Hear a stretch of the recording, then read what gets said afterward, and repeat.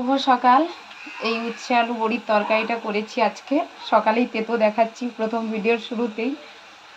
আজকে তাড়াতাড়ি রান্না বসিয়েছি, কারণ কি আজকে মাই রান্না করে, মা বাড়িতে নেই, মার ভাই একটু গেছে কাজে, তো তার জন্য আমি রান্নাটা বসিয়েছি। কেন কি কালকে সারাদিন খাওয়া ছিল না একাদশীর জন্য, তার জন্য শুধু এই রান্নাটা দিয়েই একটা দিয়েই আমার খাওয়া হয়ে যায়, এত আমার ভালো লাগে। আর উচ্ছেটা আমি খুব খেতে ভালোবাসি।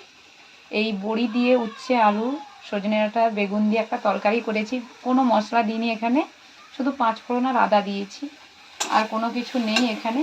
আর এই তরকারি বড়িটা আমাদের বাড়িতে এত ভালো হয়, যে কোনো তরকারিতে দিলে এমনি টেস্ট হয়ে যায়, কোনো মশলা লাগে না।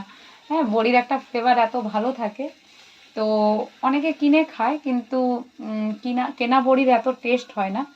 তো যেটা আমরা বাড়িতে বানিয়ে যে বড়িটা খাই, এটা আমরা সব রান্নাতেই ব্যবহার করি এবং খেতে অসম্ভব ভালো লাগে। আর এত সেন্টের, যেই ঘরে রাখা হয় সেই বড়ি গন্ধে মোমো করে আর কি, এত সেন্ট, খুব ভালো লাগে খেতে, আমি খুব পছন্দ করি।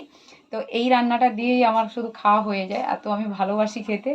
তো আজকে আর শিম ভাজা করছি, কারণ বাপি আর আমি খাবো, আর এখানে ডাল সেদ্ধ করেছি। তো এই আর কি।